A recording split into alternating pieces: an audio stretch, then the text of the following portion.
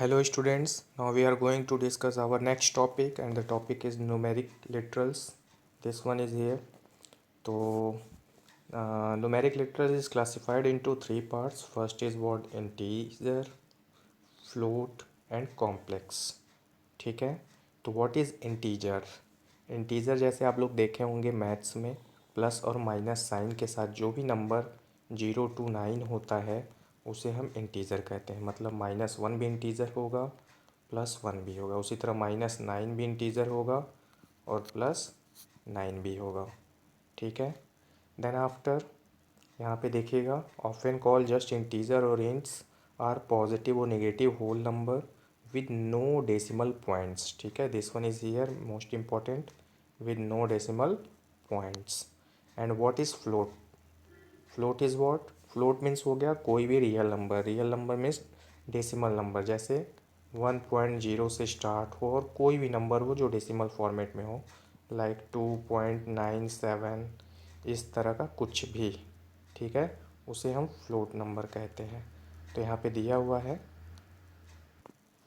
तो यहाँ आप देखोगे float points is like a real number written in decimal points. ठीक है, and next is what? Complex number. Complex number means क्या हो गया? ऐसा नंबर जो a प्लस बी जे के फॉर्म में हो। तो आप लोग मैथ्स में पढ़े होगे स्टैटिक्स में a प्लस बी जे, जहाँ पे a और b क्या होता है? एक फ्लोटिंग नंबर होता है, और वहीं पे जो j होता है वो क्या होता है? एक इमेजनरी नंबर शो करता है। क्या करता है? इमेजनरी नंबर, जिसका वैल्यू क्या होता है? √-1। ठीक है, इसे हम क्या कहते हैं? Real parts of the number भी कहते हैं, जहाँ पे a is the real part of the number and b is the imaginary parts of the number. ये a और b का मतलब क्या? जाहिर सी बात है, ये a जो है वो रियल पार्ट्स हो गया और b जो है j के साथ है, इसलिए क्या हो जाएगा? Imaginary part of the number हो जाएगा। नेक्स्ट आते हैं हम लोग अब, तो यहाँ दिया हुआ है let's talk about the literal types one by one. तो पहला है इंटीजर लिटरल्स। तो इंटीजर लिटरल्स अभी बताया था, जो प्लस और माइनस के साथ हो, प्लस और माइनस के साथ हो, उसे हम क्या कहते हैं? इंटीजर कांस्टेंट या इंटीजर लिटरल्स। ठीक है, तो इसमें आप देखोगे पहला जो है इंटीजर में वो डेसिमल इंटीजर लिटरल्स है। तो डेसिमल का मतलब हो गया N integer literal consist of a sequence of digit taken to be decimal integer literals unless it begins with 0 digit. ठीक है, जीरो के अलावा कोई भी डिजिट से अगर स्टार्ट्स होता है तो उसे हम क्या कहेंगे? Decimal integer literals. तो यहाँ आप देखिए 1 2 3 4 4 1 plus 97 -17 are the decimal integers. Next आते हैं हम लोग ऑक्टल। ऑक्टल इंटीजर लिटरल्स, इसमें क्या होता है? Sequence of digit starting with 0। ठीक है, digit digit 0 followed by letter O. ठीक है, and is taken to be the octal integer, जहाँ पे 0 से स्टार्ट होता है और ओ बताता है ऑक्टल नंबर। ठीक है, तो यहाँ पे आप देखोगे तो एग्जांपल में ये दिख रहा है यहाँ पे 0 ऑक्टल 28, इसी तरह 0 ऑक्टल 19, 0 ऑक्टल 987। ये सारे एग्जांपल्स हैं हमारे, are examples of invalid octal number as they contain 8 digit and 9 in them. ठीक है, तो यहाँ पे ऑक्टल नंबर की जो रेंज होती है वो 0 से लेके 7 तक होता है, और टोटल कितने इसमें वैल्यू हो जाते हैं? 0 इंक्लूडेड लेके 8 डिजिट हो जाते हैं। ठीक है, तो यहाँ पे बोला है 8 and 9 are invalid numbers in an octal number. ठीक है, तो यहाँ पे जहाँ जहाँ भी 7 से ऊपर की वैल्यू होगी वो इनवैलिड होगा। इसमें 8 है, इसमें 9 है, इसमें भी 8 और 9 है, इसलिए ये क्या है? इनवैलिड ऑक्टल नंबर है। आप लोग ये ऑलरेडी पढ़े होंगे। नेक्स्ट आता है हमारा हेक्साडेसिमल इंटीजर लिटरल्स। इसमें क्या है? इसमें आप देखोगे हेक्सा की जो रेंज होता है वो क्या होता है? 0 to 15 होता है। ठीक है, टोटल जो वैल्यू होता है वो कितना हो जाता है? 16 हो जाता है, जहाँ पे 0 to 9 होता है एंड A to F होता है। ठीक है, ABCDEF, जहाँ A जो है वो 10 को रिप्रेजेंट करता है और F जो है 15 को रिप्रेजेंट करता है। तो इस तरह से हमारा हेक्साडेसिमल इंटीजर नंबर हो गया। तो यहाँ पे आप देखोगे 014 है, ये वाला पोर्शन देखो आप 014, इसलिए ये ऑक्टल में हो गया। OXC है, ये हेक्साडेसिमल में चला जाएगा। ठीक है, तो ये सारे यहाँ पे एग्जांपल दिए हुए हैं। आपको ये समझना है कि इंटीजर में जो 3 पार्ट्स में क्लासिफाइड हुए हैं, जो पहला हमारा यहाँ पे दिख रहा है कि डेसिमल इंटीजर है, दूसरा ऑक्टल इंटीजर है और थर्ड जो है हेक्साडेसिमल इंटीजर लिटरल्स है। तो आपको ये एग्जांपल इसके तैयार रखने होंगे। जब भी इन तीनों के बीच का डिफरेंस पूछा जाएगा तो आप लोग को परफेक्टली इसको क्लासिफाइड करने होंगे। नेक्स्ट आता है हमारा floating points literals. Second part जो था फ्लोटिंग पॉइंट्स। तो फ्लोटिंग पॉइंट्स में जो पहला है यहाँ पे क्या है, फ्रैक्शनल फॉर्म। ठीक है, तो फ्लोटिंग का मतलब होता है डेसिमल नंबर। तो डेसिमल कहीं ना कहीं फ्रैक्शन से ही बिल्डअप होते हैं। तो यहाँ पे देखो, a real literals in a fractional form consist of signed और unsigned digit including decimal points between digits. ठीक है, तो आप ऐसे समझ सकते हो। एक एग्जांपल मतलब एक डेफिनेशन यहाँ दिया हुआ है, a real constant is a fractional form must have at least one digit with the decimal points. ठीक है, एक डेसिमल पॉइंट्स मिनिमम होना चाहिए आइदर बिफोर और आफ्टर, चाहे वो बिफोर हो और चाहे आफ्टर हो, लाइक दिस। एंड नेक्स्ट है, it may also have either plus और माइनस साइन प्रिसीडिंग इट। ठीक है, प्लस और माइनस साइड जो होता है इसको प्रिसीड करता है। फिर a real constants with no sign, ऐसे देखते हैं, a real constants with no sign is assume to be positive. ठीक है, जहाँ कोई भी साइन नहीं दिया जाता उसे हम पॉजिटिव ही समझते हैं। तो इस तरह से हमारा ये फ्लोटिंग पॉइंट्स लिटरल में फ्रैक्शनल फॉर्म हो गया। अब यहाँ पे कुछ एग्जांपल्स दिए हुए हैं, तो इसके एग्जांपल्स आप देखो।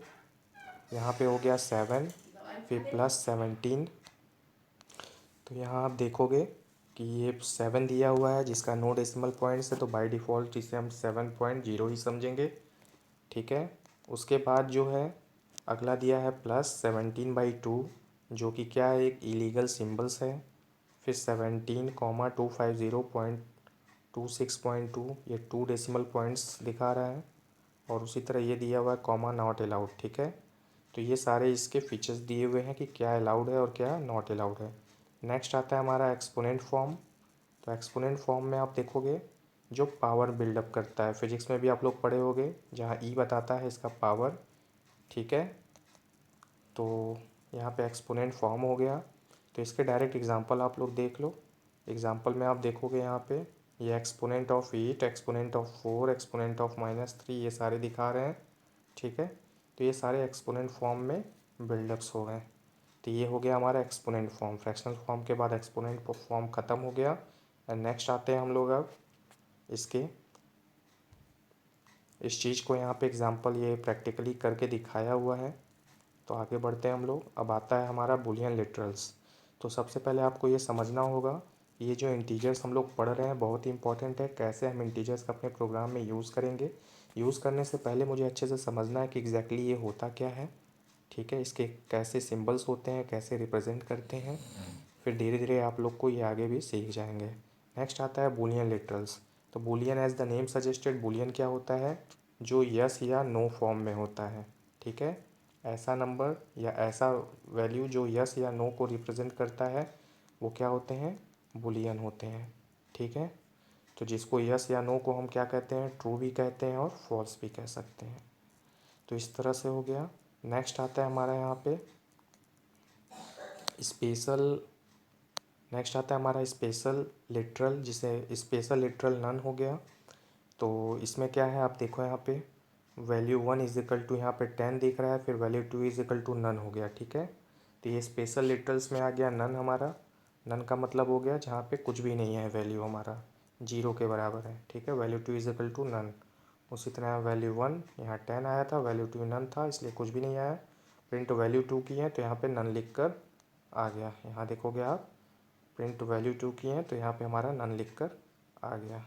ये स्पेशल लिटरल्स नन है जिसका यूज़ हमें कभी कभी करने होते हैं अपने प्रोग्राम्स में। तो इस तरह से ये यहाँ पे हो गए। अब अगला आते हैं हमारा टॉपिक है ये हमारे बेसिक अबाउट्स जो थे हमारे टोकन्स, उसके बारे में हो गया। अब नेक्स्ट आते हैं हमारा सबसे इम्पोर्टेंट टॉपिक इस चैप्टर्स का। अभी तक हमने जो इंटीजर्स लिटरल्स के बारे में पढ़ लिया। अब अगला टॉपिक है हमारा ऑपरेटर्स। ठीक है, तो व्हाट इज़ ऑपरेटर, तो हमने पहले भी बताया था ऑपरेटर क्या होता है। जो हमारे प्रोग्राम को ऑपरेट करता है, ठीक है। तो ऑपरेटर में हमारे जो होते हैं वो क्या होते हैं, प्लस सिंबल हो सकता है, माइनस हो सकता है, ठीक है, बहुत सारे होते हैं, इनटू होता है, डिवाइड होता है, रिमाइंडर होता है, नॉट इक्वल टू होता है। तो बहुत सारे होते हैं जिनको हम यहाँ पे करते हैं। तो यहाँ पे डेफिनेशन आप देखिएगा क्या है, operator are token that trigger some computations actions when applied to variables and other object in an expressions, ठीक है।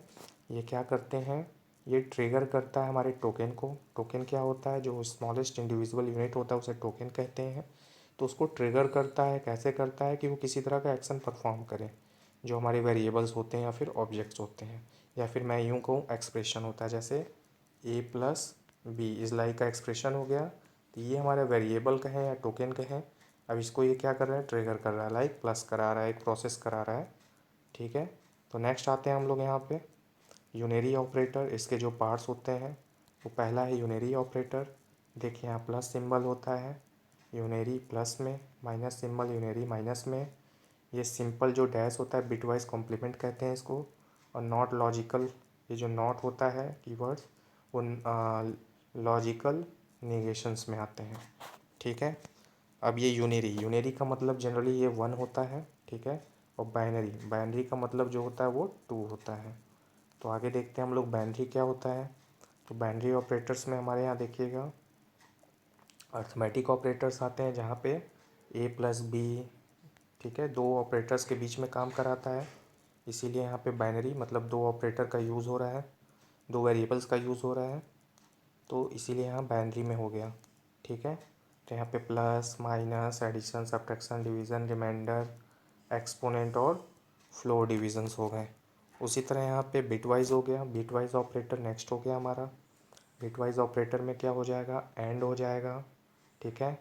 कैरेट जिसे कहते हैं पावर, उसी तरह इसको और भी कहते हैं, उसी तरह बिटवाइज और ये हो गया।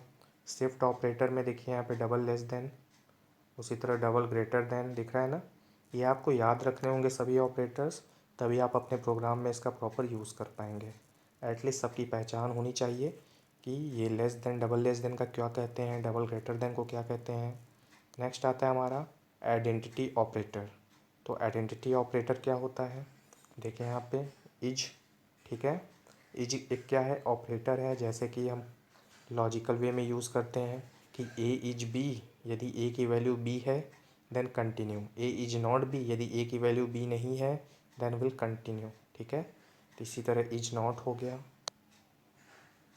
नेक्स्ट आते हैं हम लोग अब यहाँ पे रिलेशनल ऑपरेटर। तो रिलेशनल ऑपरेटर में आप देखोगे यहाँ पे क्या हो गया, जो रिलेशंस को बताते हैं, यहाँ देखिए लेस देन हो गया, ग्रेटर देन हो गया, लेस देन और इक्वल टू हो गया। उसी तरह यहाँ पे ग्रेटर देन और इक्वल टू सिंबल को यहाँ पे डबल इक्वल टू से दिखा रहे हैं, ठीक है। सिंगल इक्वल टू जो होता है वो असाइनमेंट ऑपरेटर होता है। असाइनमेंट लाइक जैसे ए इज इक्वल टू बी मैं लिखता हूँ, तो इसका मतलब हो गया कि अगर बी में 5 है तो ये बी की वैल्यू ए में मूव कर जाएगा, ठीक है। तो ये बताया जाएगा अभी आप लोग को, बस ये जान लो जैसे मुझे बताना है कि ए और बी इक्वल है, ठीक है, तो मैं डबल इक्वल टू का यूज़ करूँगा अपने प्रोग्राम में, ठीक है। और सपोज़ दैट ए के पास भी 5, जैसे यहाँ पे मान लीजिए बी है, ऐसे रखिए यहाँ पे बी है। अब मैं चाहता हूँ कि बी के पास 5 है, ठीक है। मैं चाहता हूँ कि बी की वैल्यू ए के पास चला जाए, बी की वैल्यू ए के पास चला जाए, तो यहाँ पे इक्वल टू लगाना होगा। इक्वल टू का मतलब होता है असाइनमेंट ऑपरेटर, बी की वैल्यू ए के पास चला गया। अब ए के पास तो 5 हो गया, अब ए के पास 5 हो गया और बी के पास कितना है, ओनली 0, ये 5 चला गया वहाँ पे ए के पास, ठीक है। तो ये दोनों में अंतर हो गया। उसी तरह यहाँ पे हमारा क्या है, not equal to. Not equal to का मतलब हो गया जैसे ए की वैल्यू सपोज दैट 5 था और बी की वैल्यू 6 है, तो हम कहेंगे A is not equal to B, ठीक है। A is not equal to B, क्यों, क्योंकि ए के पास 5 थी वैल्यू और बी के पास 6 था, दोनों इक्वल नहीं है, इसलिए इस तरह हो गया। नेक्स्ट आता है हमारा लॉजिकल ऑपरेटर। लॉजिकल आपने पढ़ा ही था, एंड ऑपरेटर और ऑपरेटर हो गया, ठीक है। उसी तरह असाइनमेंट ऑपरेटर, असाइनमेंट में अभी जस्ट मैंने बोला इक्वल टू सिंबल के साथ था, इसे बोलते हैं असाइनमेंट ऑपरेटर। फिर असाइन कोसेंट है, उसी तरह असाइन सम है, दिख रहा है ना। जैसे आप लोग सम इनटू डिवाइड प्रोडक्ट सब करेंगे तो ये प्रोग्राम वाइज आप लोग अच्छे से समझोगे। उसी तरह नेक्स्ट आता है हमारा मेंबरशिप ऑपरेटर, जिसमें इन नॉट इन है, ठीक है। तो इसमें आप जो है मेंबरशिप ऑपरेटर हो गया। नेक्स्ट आता है हमारा पंक्चुएटर ऑपरेटर, हमारा कंटिन्यू ख़त्म हो गया। अब आता है हमारा पंक्चुएटर। तो व्हाट इज़ पंक्चुएटर्स, तो यहाँ पे आप देखो, punctuators are symbols that are used in programming languages to organise programming sentence structures and indicates the rhythms and emphasis of expressions statements and program structures, ठीक है।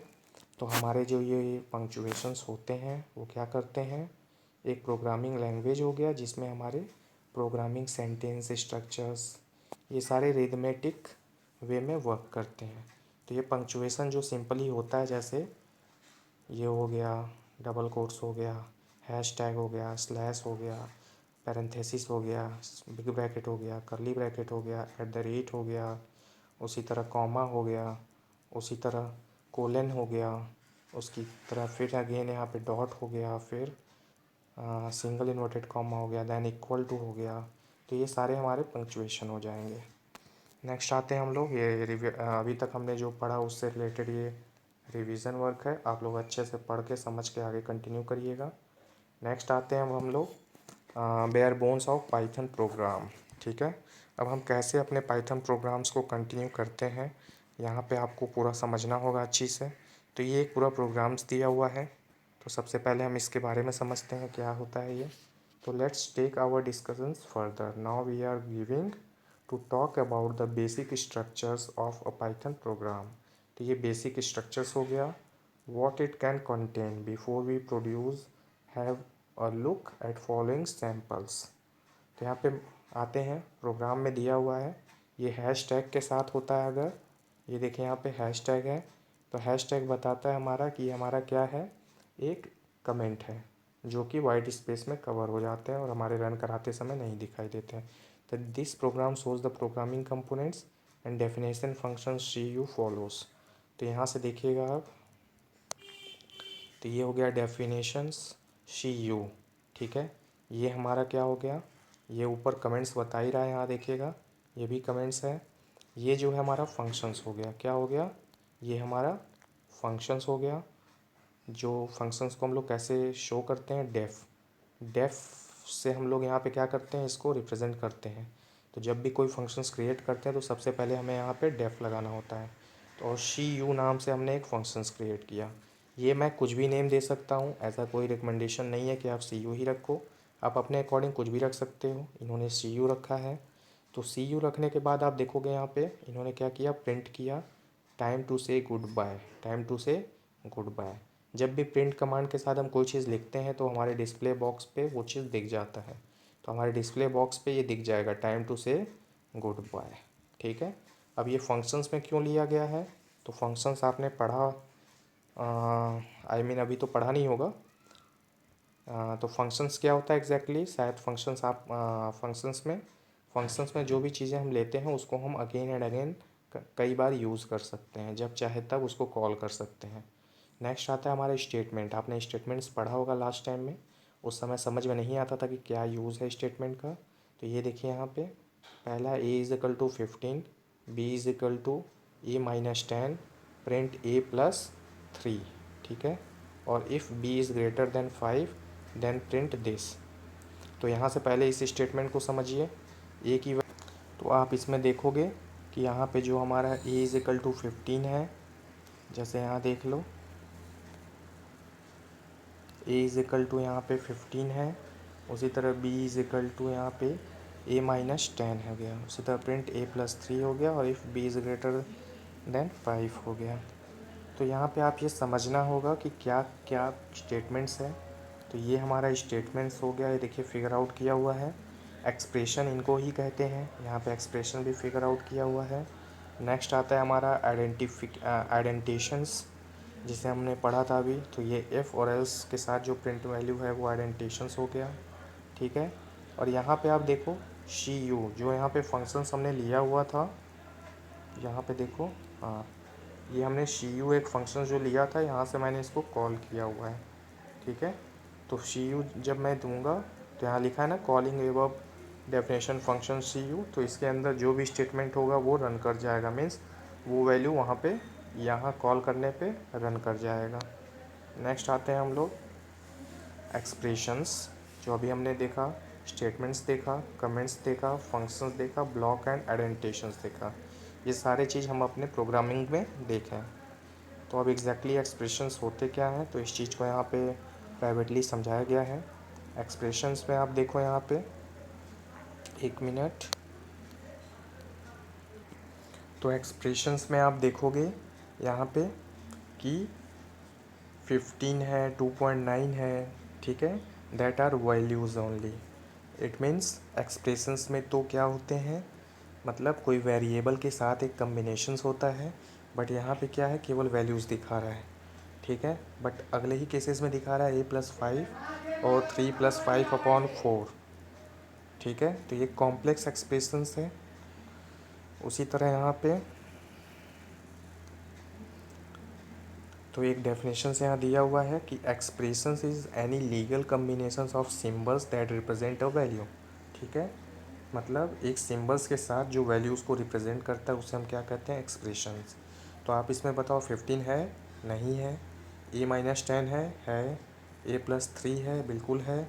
उसी तरह b और 5, b इज़ ग्रेटर देन, ये logical के साथ है तो ये भी नहीं है, ठीक है। नेक्स्ट आता है हमारा स्टेटमेंट्स। तो स्टेटमेंट्स क्या होता है, तो while the expression represent something, a statement is a programming instruction that does something, some action take place, ठीक है। तो स्टेटमेंट्स में अभी आपने देखा था यहाँ पे ऊपर, ये स्टेटमेंट्स क्या था, सेम एज इट इज़ था। जो एक्सप्रेशन होते थे वही लगभग क्या होते थे, स्टेटमेंट भी होते थे। स्टेटमेंट में आपके यहाँ पे देखिए प्रिंट कमांड भी आ जा रहा है, ठीक है। तो प्रिंट कमांड आ रहा है, b=, ये असाइनमेंट के साथ आ रहा है, ये भी असाइनमेंट के साथ आ रहा है, तो ये स्टेटमेंट हो गया।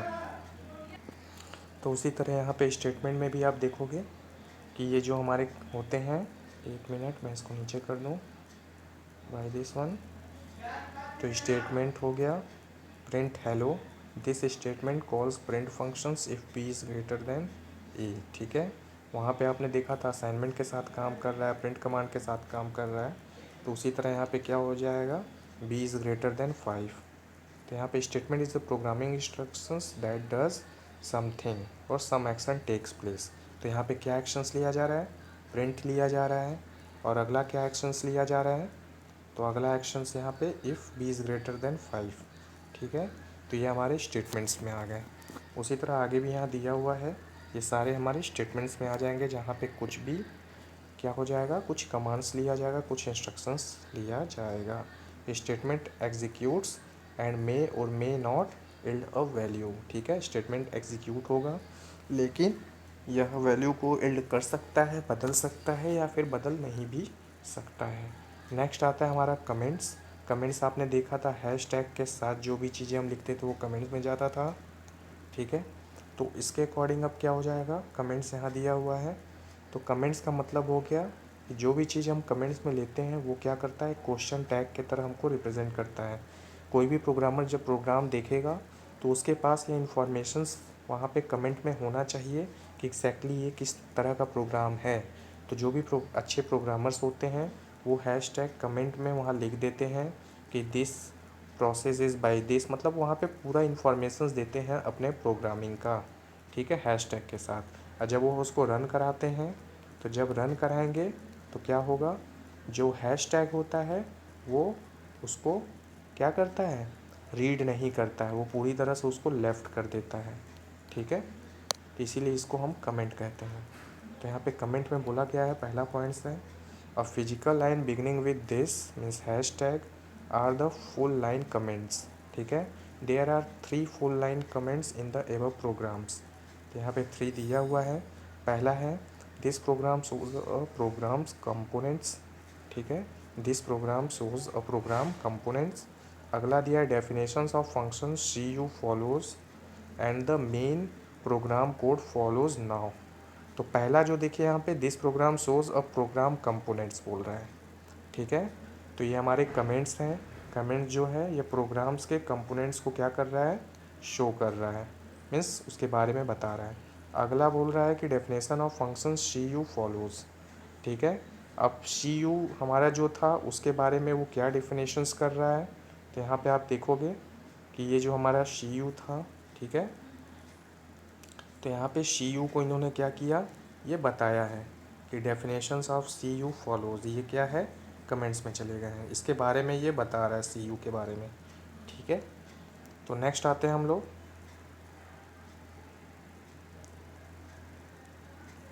ये आ गया थर्ड हमारा कि main program code follows now, ठीक है, जो भी हमारे मेन प्रोग्राम कोड हैं उसको वो फॉलोज नाउ करेगा। अगला है the fourth comment in an inline comments as it starts in the middle of the physical line after Python code see below, ठीक है। If B is less than 5 then colon means it requires a block, ठीक है। तो कहने का मतलब कि ये जो हमारे हैं, अगर मैं अब नेक्स्ट हमारा है मल्टी लाइन कमेंट्स। तो इसमें आप देखोगे मल्टी लाइन कमेंट्स में क्या है कि हमारे जो हैश टैग होते हैं वो जनरली क्या होता है कि केवल एक लाइन ही कवर करता है। अगर मुझे कई सारे लाइन होंगे तो क्या मुझे कैसे यूज़ करना होगा, तो इसके भी दो ऑप्शंस होते हैं। तो पहला जो यहाँ पे ऑप्शंस बोला है वो क्या है कि पहला यहाँ बोला है add a hash tag symbols in beginning of every physical line, ठीक है। देखो यहाँ पे पहले लाइन में भी है, दूसरे में भी है, तीसरे में भी है, मतलब मेरे अगर 100 लाइन होंगे तो मुझे 100 टाइम्स ये हैश टैग का यूज़ करना होगा, ठीक है। और बाय डिफ़ॉल्ट अगर बीच में कहीं से भी एक लाइन अगर मिसिंग हो गया तो वो लाइन क्या हो जाएगा, हमारे कंपाइलर द्वारा, अरे सॉरी, इंटरप्रेटर द्वारा रीड कर लिया जाएगा। इसका मतलब मुझे हर बार हैशटैग का हर एक लाइन में यूज़ करना है। दूसरा मेथड क्या हो गया कि हमको ये ट्रिपल कोट्स है, क्या है, ट्रिपल कोट्स, मतलब जब मैं यहाँ कोई चीज़ लिखता हूँ तो 1 2 3, इस तरह 1 2 3, ठीक है। ये ट्रिपल कोट्स का यूज़ करके इसके बीच में जितने भी लाइन होंगे लिख दूंगा। जैसे यहाँ पे बिगनिंग हो गया और ये एंडिंग हो गया, इसके बीच में एक लाइन हो, 10 लाइन हो, 50 लाइन हो या 1000 लाइन हो, ये ऑटोमेटिक सबको रीड करके एक कमेंट के तौर पे रिप्रेजेंट कर देंगे। नेक्स्ट आता है हमारा फंक्शंस। जैसे अभी आपने देखा था फंक्शंस का हमने यूज़ किया था उसमें। तो फंक्शंस क्या होते हैं, तो function is a code that has name and it can री यूज्ड, ठीक है। मैंने बताया था उसी समय फंक्शन हम लोग इसीलिए बनाते हैं, ये फंक्शन हो गया। फंक्शन हम लोग इसीलिए बनाते हैं ताकि उस कोड को हम बार बार यूज़ कर सकें जहाँ पे भी चाहें अपने प्रोग्राम में वहाँ पे। तो in the above sample program there is one functions namely C U, ठीक है। ऊपर सी यू नाम का एक फंक्शंस था। तो स्टेटमेंट आइडेंटिटेड बिलो इट्स डेफ, मैंने बताया था कि डेफ स्टेटमेंट के साथ ही वो फंक्शंस का स्टार्टिंग होता है। जब भी हम फंक्शंस क्रिएट करेंगे तो डेफ मुझे देना होगा। All statements indented at the same level below definition C U, ठीक है, are the part of C U. This function is executed in main code through following statements, यहाँ पे दिया हुआ है सी यू। तो आगे देखते हैं इसका क्या मतलब होता है। Calling of a functions become a statements, print is a functions but when you call print to print something then that functions call become a statements, ठीक है। मैंने बताया था जब भी आप सी यू को यहाँ पे कॉल करोगे तो उसके अंदर जो भी होंगे, यहाँ पे आप देखो हमारा यहाँ पे स्टेटमेंट्स था ना। जब मैं यहाँ पे आया तो यहाँ आप देखो ये है हमारा सी यू, ठीक है। इसके अंदर क्या है, ये टोटल हमारा है। ये तब तक हमारा कॉल नहीं होगा या इसके अंदर का ये प्रिंट पर फंक्शन परफॉर्म नहीं करेगा जब तक हम इसे कॉल ना करें। तो देखो इसको यहाँ पे कॉल किया गया है, तो ये सी यू यहाँ पर कॉल किया गया। जैसे ही कॉल करते हैं तो इसके अंदर का ये प्रोसेस यहाँ पे आके एग्जीक्यूट हो जाता है, ठीक है। मैं इसको बना भी दूँगा, मैं इसको अगर कॉल नहीं करूँगा तो क्या होगा, ये कभी भी नहीं आएगा। सपोज़ दैट मैं क्लास में आपसे क्वेश्चन पूछता हूँ, सभी को क्वेश्चंस आते हैं, क्वेश्चंस के आंसर आते हैं, लेकिन मैं जिसको कॉल करूँगा वही आंसर बताएगा। इट मीन्स बाकियों को आते थे उनका वेस्ट गया, ठीक है। लेकिन जब भी मैं उनको बोलूँगा कि आप बताओ तो अगला खड़ा होकर बता देगा, आप बताओ, खड़ा होकर बता देगा। और ये डिपेंड करता है केवल क्लास में नहीं, मैं फ़ोन पे भी पूछूंगा तो भी आप बता दोगे, मैं स्कूल के बाहर पूछूंगा तो भी बता दोगे, मीन्स कहीं भी मैं पूछूंगा कहीं भी आपसे उस क्वेश्चन को आंसर एक्सेस कर सकता हूँ। तो उसी तरह हमारा ये फंक्शंस परफॉर्म करता है। नेक्स्ट आते हैं हम लोग अब ब्लॉक एंड आइडेंटिटेशंस पे। तो ब्लॉक एंड आइडेंटिटेशंस क्या होता है, तो यहाँ पे आप देखिएगा ये दिया हुआ है। ब्लॉक का मतलब हो गया ये ब्लॉक बना हुआ है, ठीक है। ब्लॉक का मतलब इफ़ फंक्शन, जैसे इफ़ लगता है तो इफ़ के अंदर मल्टी लाइंस होते हैं। तो यहाँ पे value of B is less than 5 and thank you, ठीक है। ये इफ़ पार्ट का ब्लॉक हो गया। उसी तरह एल्स का भी ब्लॉक होता होगा, तो इसे हम क्या कहते हैं, ब्लॉक एंड आइडेंटिटेशंस कहते हैं, ठीक है। नेक्स्ट यहाँ पे B is less than A है, तो टेम्प मतलब ये temp is equal to temporary हो गया। तो temp is equal to A and A is equal to B and temp is equal to B. ये स्वैपिंग का प्रोसेस है कि ए और बी हमारे पास दो वैल्यू है, ठीक है। टेम्प नाम का तीसरा वैल्यू ले रहे हैं, तो ए की वैल्यू बी में मूव करा रहे हैं, बी की वैल्यू मुझे ए में मूव कराना है। तो ये इस प्रोसेस से इसने क्या किया है, स्वैपिंग का एक प्रोग्राम्स को दिखाने की कोशिश किया है। उसी तरह नेक्स्ट आते हैं, यहाँ पे फंक्शंस चेक के बारे में बताया गया है। यहाँ पे देखिएगा एक चेक नाम का एक फंक्शंस लिया गया है, उसके ब्लॉक में आते हैं तो C is equal to A plus B, ठीक है।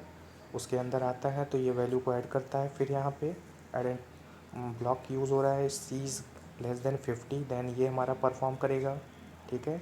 मतलब ए और बी को ऐड करने के बाद सी की वैल्यू यदि 50 से छोटा होता है तो ये वैल्यू परफॉर्म करेगा, और अगर छोटा नहीं है, अगर बड़ा होता है तो क्या हो जाएगा, डायरेक्ट वो यहाँ से एल्स पार्ट पे आ जाएगा और ये वैल्यू परफॉर्म करेगा, ठीक है। उसी तरह यहाँ पे आगे समझाने की कोशिश किया गया है कि वाइट स्पेस क्या होता है, केस सेंसिटिव क्या होता है, डॉक स्ट्रिंग कन्वर्जन क्या होता है, आइडेंटिटेशंस नेमिंग क्या होता है, आप लोग अच्छे से समझ लीजिएगा। नेक्स्ट आते हैं हम लोग अब वेरिएबल एंड असाइनमेंट्स में। तो वेरिएबल और असाइनमेंट्स हम लोग अपने नेक्स्ट चैप्टर्स में नेक्स्ट वीडियोस में कवर करेंगे, और तब तक जो है आप लोग इसको अच्छे से बाकी चीज़ें समझिएगा।